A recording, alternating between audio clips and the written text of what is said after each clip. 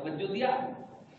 تو وہ بکرا جو ذبح کرتے وقت اللہ کے نام پر ذبح نہ ہو وہ بکرا حرام ہے.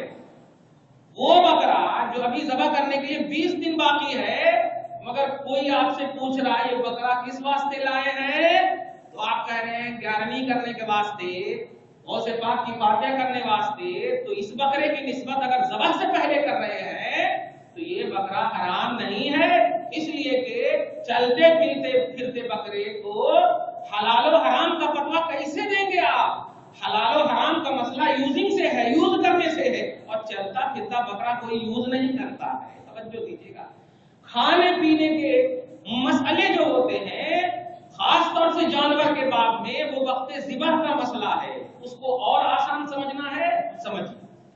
میں تفسیر بول رہا ہوں، صرف آپ کی زبان یوز کر رہا ہوں سمجھانے کے لیے. یہ سب تفسیر ہے، پوری تمام تفسیروں کا نچوڑ آپ کو پیش کر رہا ہوں جو 3 آیت 3 بتائیں گے. پارہ نمبر 2 ہاں انما حرم علیکم المیتۃ والدم ولحم الخنزیر وما اہل لغیر اللہ بہ. یہ پارہ نمبر 2 کی آیت ہے، پھر 6 میں ہے، پھر پارہ نمبر 14 میں ہے. یہ سب کی تفسیر بیان کر رہا ہوں جو آپ کو سمجھانے کے لیے. دھیان دیجیے. آپ نے ایک بکرا خریدا، اور آسانی سے سمجھا دیں. آپ نے ایک بکرا خریدا، بکرا خریدنے کے بعد اب فرض کیجئے کل 11ویں کرنے والے ہیں اور آج آپ کو امیڈیٹلی ایسی ضرورت پیش آ گئی جو پیسے وغیرہ کچھ نہیں ہے آپ کے پاس، وہی ایک بکرا ہے، اور ایک ہندو اور ایک کافر آپ کے پاس سے گزر رہا ہے. دھیان دیجیے، ہماری طرف اٹریکٹ ہو کر سنیں. ایک ہندو آپ کے قریب سے گزر رہا ہے، آپ کو سخت ضرورت پڑ گئی اور پیسے اسے کچھ نہیں ہے، ایک جانور ہے بس، جس کو کل آپ 11ویں کے نام پر کرنے والے ہیں. دھیان دیجیے، ذبح تو اللہ کے نام پر کریں گے مگر کل 11ویں کے نام پر فاتحہ کرنے والے. وہ کافر کو بلاتے ہیں، دیکھ بھائی میرے پاس پیسے کی ضرورت بہت ہی زیادہ ہے، ایسا کر تو یہ بکرا خرید لے. دھیان دیجیے، آپ نے اس بکرے کو کافر کے ہاتھ بیچ دیا.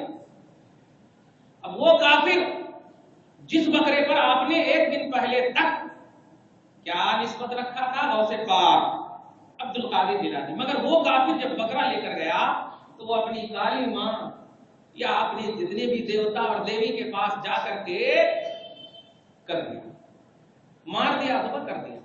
دنیا کی کوئی طاقت اب اس بکرے کو حلال نہیں کہتی، اب اس بکرے کو حلال نہیں کہتی کیونکہ ہندو نے اپنے بتوں کے نام پر اس کو ذبح کر دیا. حالانکہ اب غوث پاک نہیں کہوں گا، حالانکہ آپ نے اس کو اللہ کے نام پر ذبح کرنے کے لیے رکھا تھا، اللہ کے نام پر ذبح کرنے کے لیے رکھا تھا. تو نام آپ نے اللہ کا ذبح کرنے سے 1 دن پہلے تک اللہ ہی کے نام پر رکھا تھا، مگر وقت ذبح جو ہے کافر نے بتوں کے نام پر کیا، وہ بکرا حرام حرام حرام. اب ایک کافر سیم ایسے ہی مسئلہ ہے، ایک کافر ہے جس نے بتوں کے نام پر اس بکرے کو رکھا، بتوں کے نام پر. میں اپنے دیوی، اپنے دیوتا، اپنے کرشنا، اپنے رام جس کے نام پر کرنے والا ہوں، یہ پوری زندگی تک اسی کے لیے پالا تھا. اسے بھی ویسے ہی ضرورت پیش آئی جیسے آپ کو آئی تھی. آپ گزر رہے تھے ان کے پاس سے، ہندو نے بلا کر کے کہا دیکھ بھائی مجھے ضرورت ہے، آپ اسے خرید لو. آپ نے خرید لیا اور خریدنے کے بعد آپ نے بسم اللہ اللہ اکبر کہہ کے ذبح کر دیا. وہ کافر کا بکرا آپ کے ذبح کر دینے کے بعد حلال حلال حلال. آگے ہی سمجھ میں بات، ایک دم دور لوگ سمجھنا.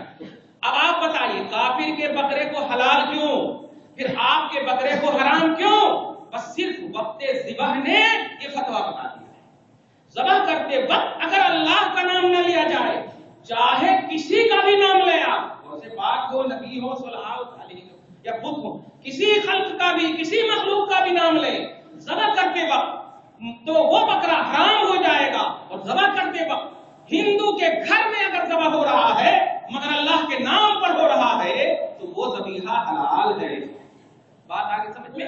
جب بات آ گئی سمجھ میں تو اب 11ویں ہو، 12ویں ہو، نظر ہو، نیاز ہو، فاتحہ ہو، جتیجہ ہو، دسواں ہو، تعلم ہو، 20واں ہو، برسی ہو، سالانہ ہو، سب کو لے کر ایک جملے میں اب آپ سب کو جواب دے دینا کہ اگر کوئی کہے یہ سب حرام ہے اس لیے کہ غیر اللہ کے نام پر ذبح کر رہے ہیں تو آپ جواب دے دینا اگر تم کو یقین نہیں ہے تو چلو ذبح کرنے والے اگر پڑھ رہے ہیں بسم الغوث الاعظم، بسم عبد القادر، بسم النبی، बिस्मि मोहम्मद। अगर नबी के नाम पर, रसूल के नाम पर, वली के नाम पर, शहीद के नाम पर, सुलहा, सिद्दीकीन वगैरह गैरुल्लाह वाकई अल्लाह के अलावा के नाम पर ज़बह किया जा रहा है, तो तेरे को क्या दुनिया से हराम कहती है। और अगर अल्लाह के नाम पर ज़बह किया जा रहा है, ज़बह करने के बाद वो पकाया जा रहा है, पकाने के बाद, तवज्जो दीजिएगा, पकाने के बाद अगर उस खाने के इसाले सवाब को पहुंचाया जा रहा है, नबी से लेकर जितने भी सुलहा, जितने भी नेक लोग गुजरे हैं, सबकी रूह को इसाल किया जा रहा है, तो देख कुरान पाक का उठा, इसका सबूत कुरान पाक में है, हदीस पाक में है। कुरान पाक की आयत, पहले सूरह हश्र की आयत सुनिए। अल्लाह सुब्हानहू फरमाता है, ए ईमान वालों, वल्लज़ीना जाऊ मिन बादिहिम, वो लोग जो अच्छे लोगों के पास आएंगे। इन ईमान वालों की शान बयान कर रहा है अल्लाह सूरह हश्र में। यक़ूलून मिन बादिहिम रब्बना इग़फिर लना व लिइख़वानिना अल्लज़ीना सबक़ूना बिल ईमान, ए अल्लाह हमसे पहले जो तेरे नेक बंदे गुजर चुके हैं, अल्लाह उनकी भी मग़फ़िरत फरमा दे, उनकी भी मग़फ़िरत फरमा दे। अब आप बताइए, आपसे पहले जो बंदे गुजर चुके हैं, उनको आप दुआ, उनको आप सवाब क्यों पहुंचा रहे हैं मग़फ़िरत का, क्यों मग़फ़िरत की दुआ कर रहे हैं? कुरान ने दे दिया है। अब उसमें अपनी कट दलीली, अपनी अक्ल, अपनी मंतिक नहीं लगाना है। तो कुरान से आमाल का सवाब पहुंचाना, ध्यान दीजिएगा, आमाल का सवाब पहुंचाना कुरान से कई ज़ाविये से साबित है, कई तरह से साबित है। हजारों आयतें करीमा इस तरह की कुरान पाक में आपको मिलेंगे कि आपने नमाज पढ़ा, मगर नमाज पढ़ने के बाद अगर कहे अल्लाह मैंने तेरी बारगाह में नमाज पढ़ा है, मौला इसका सवाब हमें भी दे दे और हमारी अस्लों को भी अता फरमा, हमारे ऊपर वालों को भी अता फरमा, तो ये बदनी इबादतों का सवाब भी पहुंचाना, अपनी अस्लों को मग़फ़िरत करने, अपने बुजुर्गों को, अपनी सालिहीन सुलहा, जिसको भी चाहे पहुंचा सकते हैं। ये बदनी इबादत और माली इबादत जो आप कर रहे हैं, ज़कात, सदक़ात, खैरात, ये ज़बीहा वगैरह, इत्क़ान वगैरह, ये सब भी इबादतें हैं और इबादतों का सवाब गैरुल्लाह को, अपनी ज़बान में कहो, बड़ों को, ऊपर वालों को पहुंचाना बिल्कुल कुरान पाक से साबित है, जायज है। अभी आपने एक आयत करीमा देखी, अब आपको ये बात तो समझ में आ गई होगी कि 11वीं के बकरे की निस्बत अगर बकरे की तरफ हो रही है तो ये सिर्फ निस्बत है और कुछ नहीं है। निस्बत कर देने से कोई चीज अगर हराम हो जाए तो हिंदू का वो बकरा कभी हलाल ही नहीं होगा जो बुद्ध के नाम पर निस्बत किया गया है, जो काफिरों की देवताओं के नाम पर निस्बत किया गया है। निस्बत कर देने से कोई शय हराम और हलाल नहीं बनती। खास तौर से जानवर पर अगर अल्लाह का नाम लिया गया, वो कहीं भी लिया जाए वो हलाल है, और गैरुल्लाह का नाम लिया गया वक्त ज़िबा तो वो हराम है। ऐसे ही 11वीं के बकरे जो भी ज़बह हो रहे हैं अल्लाह के नाम पर और उसका इसाले सवाब गौसे पाक की रूह को किया जा रहा है, तो आपने कुरान पाक और हदीस पाक से, कुरान पाक की एक आयत से सुन लिया, अब हदीस पाक सुनिए। माली बदनी इबादतों का सवाब पहुंचाना बिल्कुल शरीयत में बिल्कुल जायज है, मुस्तहब है, मुस्तहसन है। दरूद शरीफ पढ़िए, अल्लाहुम्मा सल्ली अला मुहम्मद व अला आलि मुहम्मद। बड़ी प्यारी इबारत है, इतनी अच्छी इबारत है, सही मिशकात में और दिगर मोतबर हदीस की किताबों में ये बात मज़कूर है। हजरत अबू हुरैरा, कौन नहीं जानता, इतनी अजीम शान हदीस है कि आप इंशाअल्लाह कभी नहीं भूलेंगे, इस हाले सवाब का मसला कभी नहीं भूलेंगे। ध्यान दीजिएगा, हदीस पाक में है कि हजरत अबू हुरैरा, एक मस्जिद है जिसको मस्जिद अश्शार कहते हैं, आज भी वो मस्जिद है मौजूद, मस्जिद अश्शार कहते हैं, आइन शीन अलिफ रा और उस पे तशदीद अश्शार। हजरत अबू हुरैरा कहते हैं, सबके अपने जितने भी साथी हैं सबके सामने कहते हैं, मैं युसल्ली ली फी मस्जिद अश्शार। ध्यान दीजिएगा, इला आखिर हदीस फरमाते हैं, कौन ऐसा शख्स है जो मेरे लिए मस्जिद अश्शार में 2 रकात नमाज पढ़ेगा।